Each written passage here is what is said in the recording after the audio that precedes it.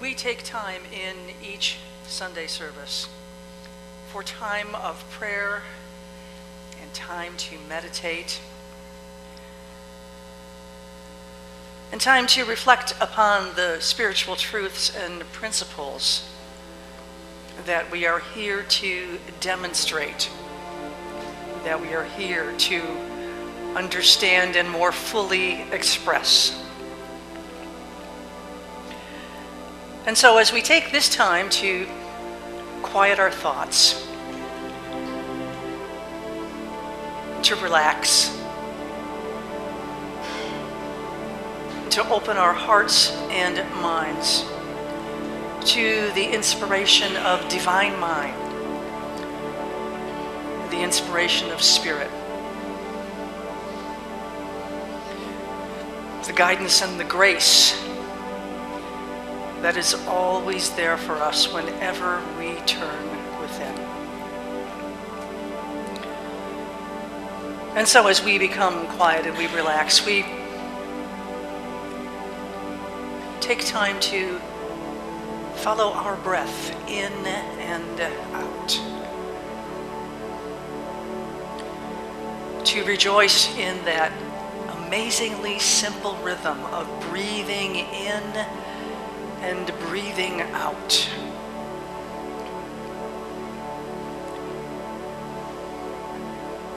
Knowing that it happens automatically. We don't have to think about it. But when we do, when we follow that breath in and that breath out, we feel that pulse of energy that connects us to all of creation. That living, loving energy that the Creator has infused into us and into all of creation.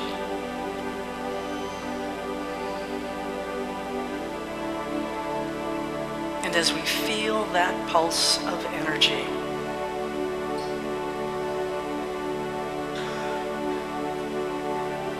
we feel the presence of spirit within. And we know that we are never, ever alone. For we are always one with the Creator, always one with each other, and one with all of creation.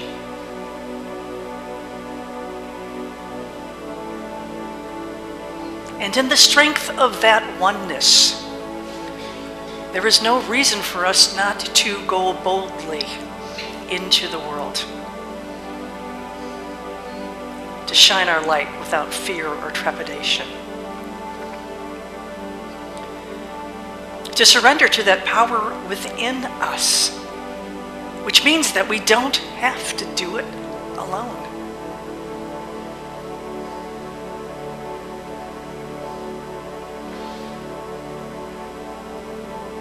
If it was ours and ours alone to do, that would be scary. But it's not. We take time to remember who we are as children, made in the image of perfect love. We surrender our fears and our worries, our concerns and our anxieties, and we simply rest in the graceful, gracious presence of Spirit. And we allow Spirit to work in us, through us, and as us.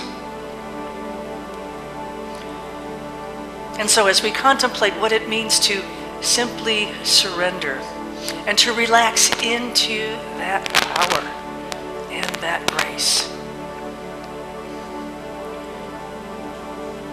we take a few moments now in the silence to know that no matter where we are, no matter what we do, everything is in divine order.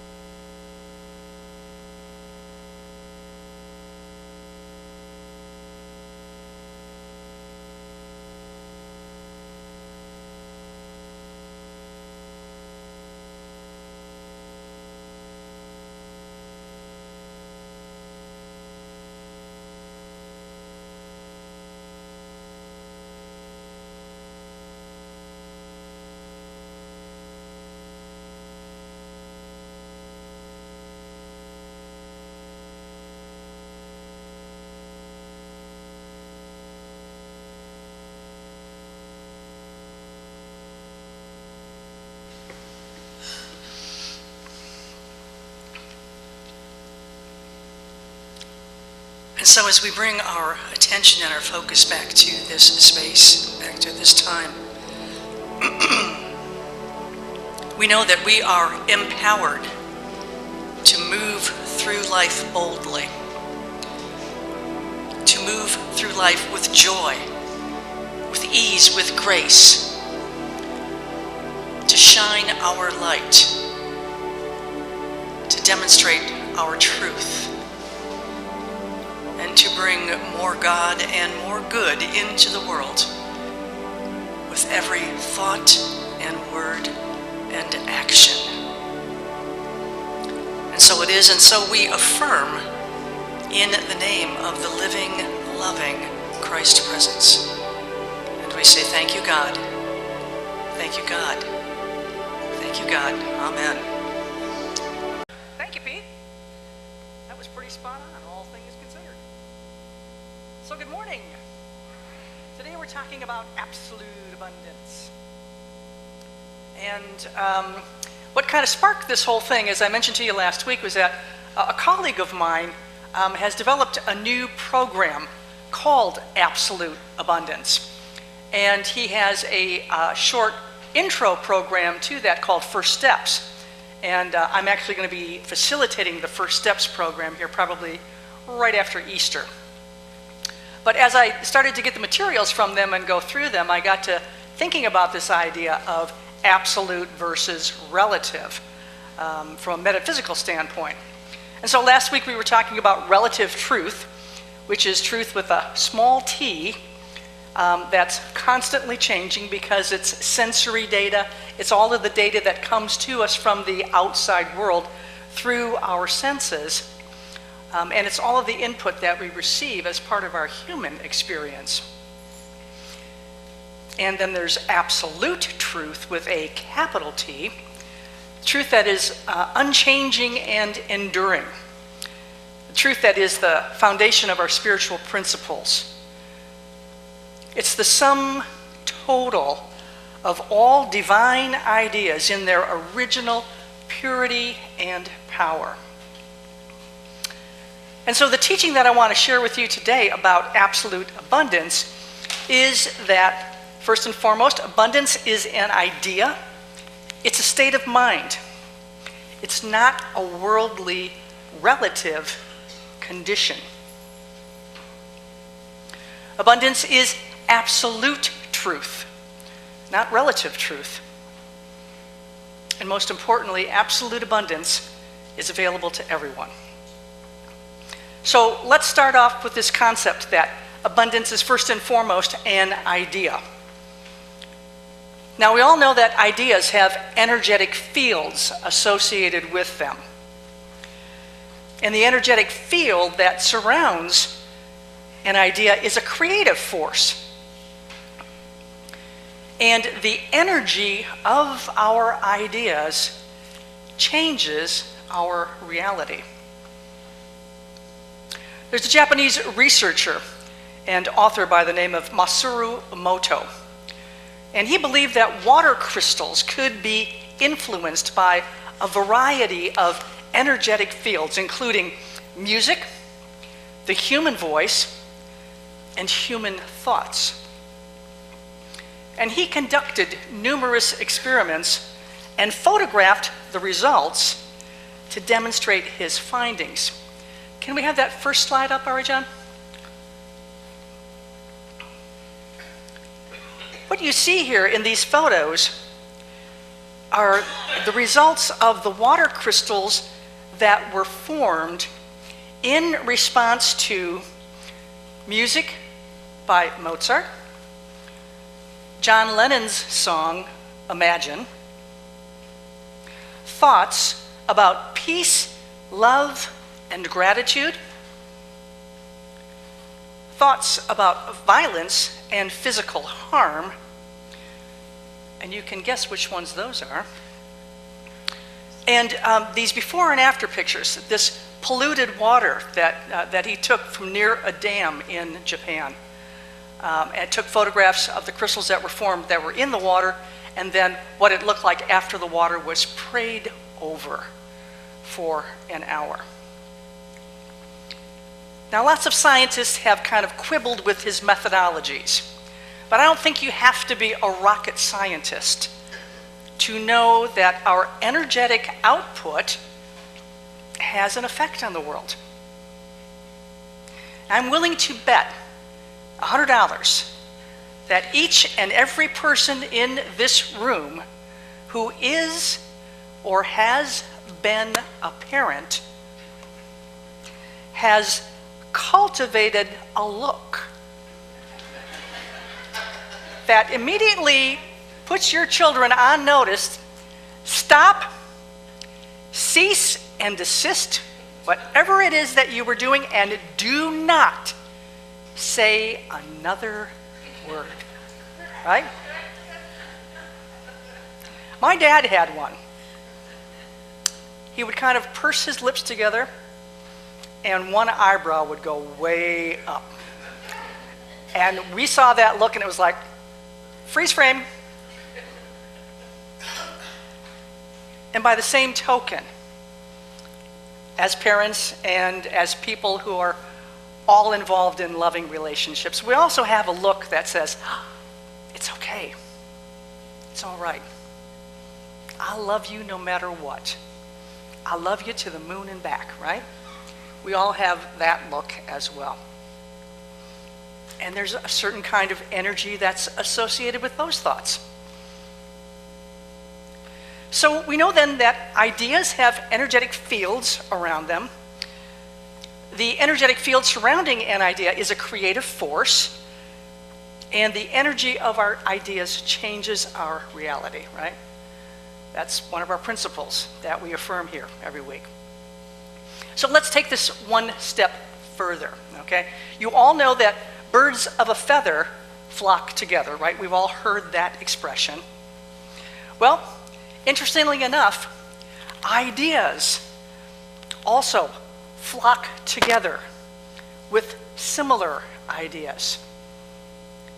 The ideas that we have and put out into the universe will go and find other ideas that are vibrating at a similar frequency, okay? So you certainly have felt what it's like to be in the company of like-minded people. Well, ideas like to be around like-minded ideas.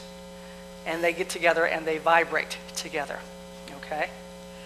So this notion comes from one of our New Thought writers, a woman by the name of Genevieve Barron. And those of you who have taken the Prosperity Plus 2 class are familiar with her small book called Your Invisible Power. But she writes about the creative power of ideas, and she says this: habitual meditation and mental picture sets ideas free to roam in infinitude and attract to themselves other ideas of a kindred nature. So what she's telling us is that when we have a clear vision of what we want to see happen, when we have this clear, vivid picture of a life that we would love to live, and when we focus on that, when we concentrate on that, when we meditate on spiritual truth, our ideas are released out into the universe, and they come into contact, they gather around ideas that have similar frequencies. And they come back to us. You've all had that experience where you're doing something pretty mindless, like washing the dishes, cutting the grass, taking a shower, washing your hair, and all of a sudden, boom, you get this brilliant flash of inspiration. Or all of a sudden you have an idea for a problem that you've been trying to solve at work or something.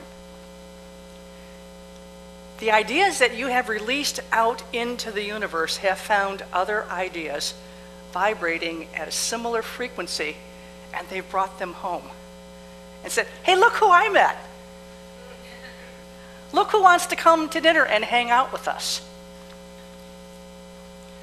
But you've had that experience where, 1 minute you have no clue as to what you're going to do about a particular situation, and then in the next moment, or in the next hour, or the next day, boom, you have this brilliant idea that's come to you, and it changes everything.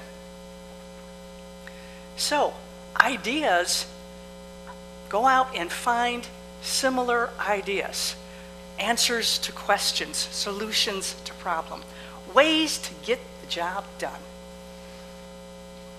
And that's one of the really consistent themes that shows up in prosperity teachings, is that we don't have to have all the answers ourselves. We don't. And that, we struggle with that all the time. We say, well, I would really love to own my own business, but I don't have the money. And, I've looked at my finances and there's just no way that this is going to happen. And that's the wrong approach. Because the approach is to put the vision out there and let those ideas go meet some friends and bring them home, and then all of a sudden there's a channel, an opportunity, a door that opens up that didn't exist yesterday because that idea hadn't yet hooked up with your vision. It's a really, really powerful concept. So as we focus on our vision, as we meditate and think about what's true, not what's relative, but what's true, we know that everything that exists in this world first existed as an idea. Yes? Okay. And the energy of ideas creates reality. Okay. So, abundance is an idea. Ideas have energy. And this energetic frequency can make things happen. So, the relative world that we see around us is the visible form of a universal world of ideas. Okay? There's just, picture the vast universe, stars, and just these beautiful pictures that you see from the Hubble telescope. There's this vast universe of ideas that exists out there. And we pull from those ideas to create the world around us.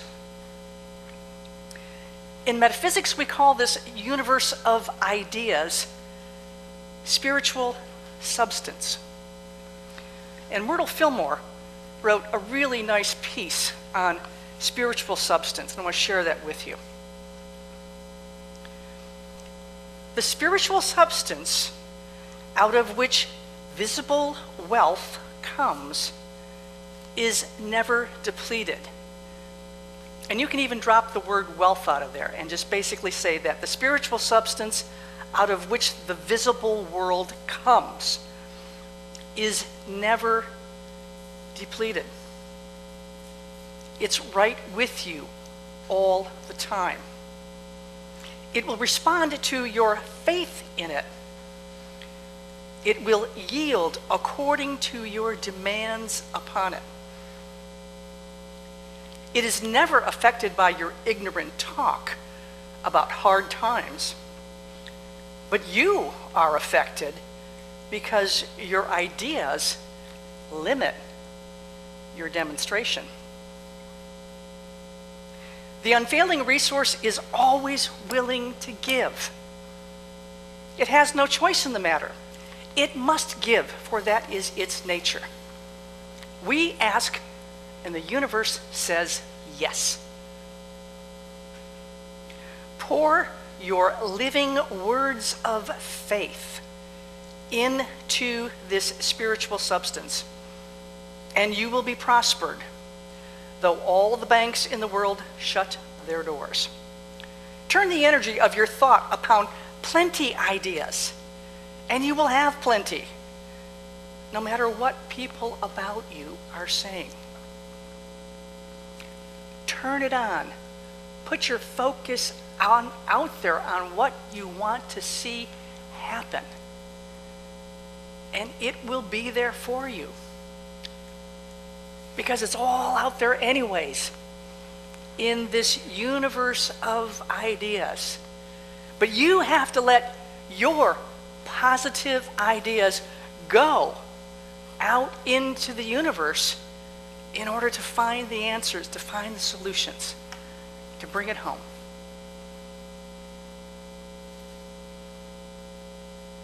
Piece of cake. But it's true. And we get this all messed up because we get confused about absolute truth versus relative truth. We keep looking for answers in the world. We keep looking for answers in a paycheck. Keep looking for answers in a mutual fund, lotto ticket, you name it. And we're failing on two counts, because we're looking to the outside world to bring it to us, not this world of absolute spiritual substance. And we're thinking that it's all about money, because it's not. More than anything, it's about ideas and having the right idea at the right time. So abundance is absolute truth, not relative truth. It doesn't come to us from the outer world. Abundance is a state of mind. It's an idea. It's a deep inner knowing that you will always have everything you need in the exact moment that you need it. If you just simply know that and affirm that and expect that and focus on that, it'll be there. When you spend all of your time focusing on what's not here, what am I missing? Man, I can't afford this, I can't do that. This isn't going to happen. Guess what kind of ideas come home? Yeah, because you're putting ideas out there, and they'll find ideas that resonate at a similar frequency. And they'll come home, and you'll turn on the news, and it'll be bad.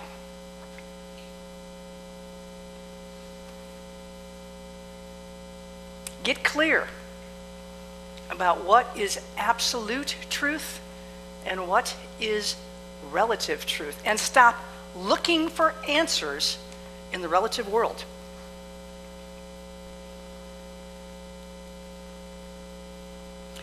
Myrtle also writes, when we develop our soul, okay, when we focus on what's divine, when we develop our soul and express its talents and capabilities in loving service to God and humankind, our temporal needs will be supplied in bountiful nature. You know, if you just take care of business right here and focus on doing what God sent you here to do, your God-given talents and abilities, if you can just keep your eye on the ball and keep going in a straight line, everything else takes care of itself. Truly.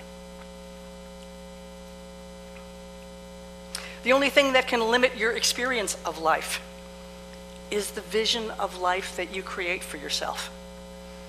The results we get are determined by our beliefs and habits and the energetic quality of the ideas that we are hanging on to. So absolute abundance is available to everyone. You simply have to know the difference between relative and absolute and keep your focus on what's true.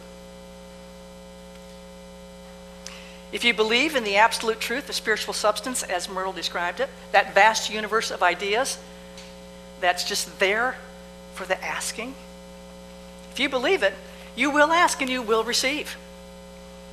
You will seek and you will find. You will knock and the doors will open. And if you don't believe in the power and unending, limitless supply of spiritual substance, then you won't ask, you won't seek, you won't knock, and you won't get. Plain and simple. It's just that simple. If you are not listening for the voice of Spirit, you'll never hear it. And you will never, ever experience its creative power to change your life for the better. But you have to be willing to listen. So, I want to wind this up by talking about the movie Contact with Jodie Foster. How many of you have seen that film? Okay, good bunch of you. Good bunch of you. I didn't realize this until I was doing a little bit more research on it for this talk, but this movie is based on a book that was written by Carl Sagan, and I didn't know that. But in this movie, all right, just go ahead and, yeah, there we go, that's the one. She's a member of a team of scientists whose job, their focus, is to listen for radio transmissions from deep space. And there's a lot of stuff that's going on all the time, because of the, electrical energetic activity of the universe. So they're not just listening to static on the radio. They're constantly trolling up and down the dial trying to find a good song that they could sing along to. They're listening for an intelligent signal, signs of intelligent life somewhere beyond our universe. And this particular team of scientists that she's a part of, I think, is someplace in the Southwest United States. And there are teams like it around the world. So the movie kind of opens up with her sitting on the hood of her car. She's got the headphones on, she's got this huge array of satellites behind her, and those satellites are all kind of tuned in to, different parts of deep space and just picking up whatever noise is out there. And then one day they hear what seems to be an intelligent signal coming through. So, wow, everybody they're all talking over each other, they're all stepping over each other, they're all going crazy. But one of the things that they do is she finds the satellite that's picking up that signal, figures out what coordinates it's pointing to, and tells them to adjust all of the other satellites to that same frequency, to that same vector, if you will. And so part of this is this very cool scene where all of these satellites begin to turn as they aim toward that place in deep space where the signal is coming from. It's really cool to see you all on Sunday morning array your satellites. Yeah, to be in alignment, right? To be in alignment with spiritual principle and spiritual truth. That's what we come here for. We come here to get a fresh set of coordinates every week. So they get this intelligent signal, and it seems to be coming from a location in deep space that's over 26 light years away. Now, 1 light year is almost 6 trillion miles. So 26 light years is like way far. I don't even know what that number looks like, but it's way far, all right? And as they begin to listen to it,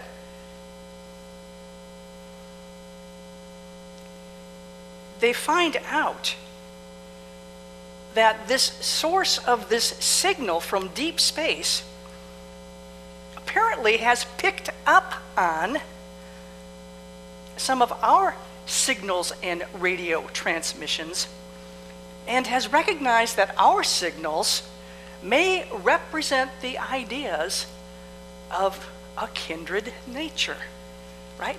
So think about, again, putting those ideas out into the universe and having them find other ideas on a similar frequency to resonate with, right?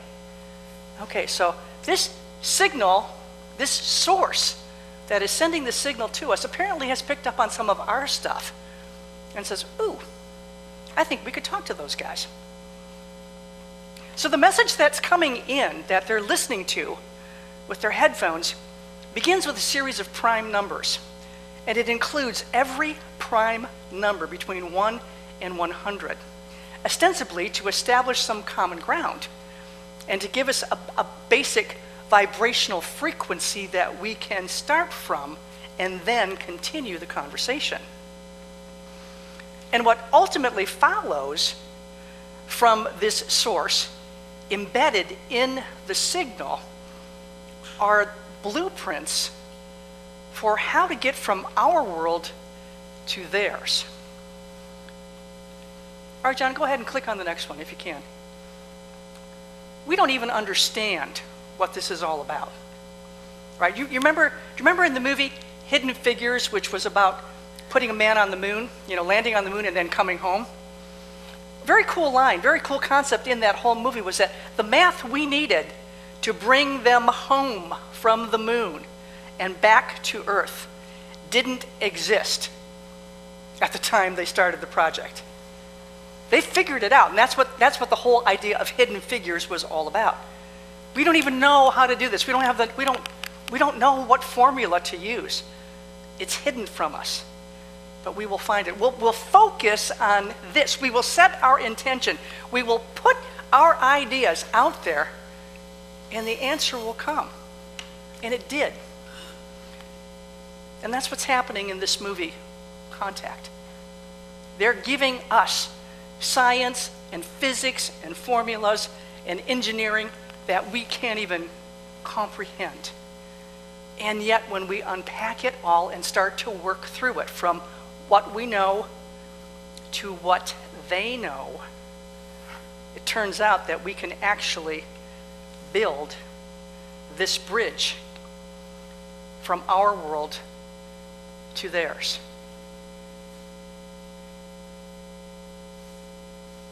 What if it really works like that?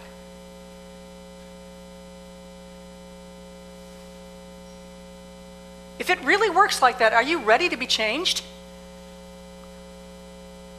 Are you ready to give up all the angst?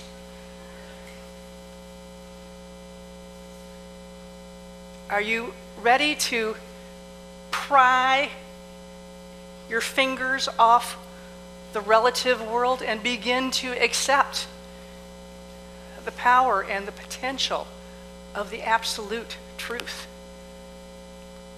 The power and the purity of divine ideas.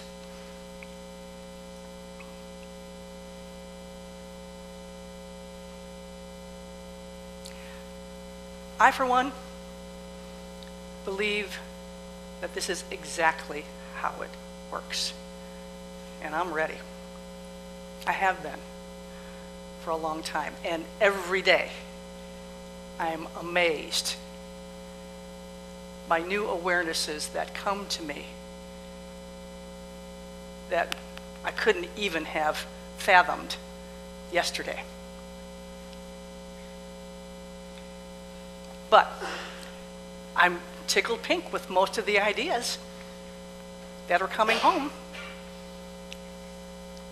And I've learned how to walk down to the end of the sidewalk and look for the ones that I don't want to have at my dinner table and say, no, no, no, no, no, no, no. Back, back, back, back. So I invite you to dive into the concept, to dive into the teaching, that absolute abundance is yours for the thinking. And if you are not experiencing that joy and freedom in your life right here and right now, think again. Accept absolute truth for what it is. Use it as your starting point. Forget about the relative world when it comes to your dreams, when it comes to your potential, when it comes to creating a life that you would love to live. Listen. Turn your satellite array. Listen, and you will hear the voice of Spirit. Believe, and you will see. God bless you.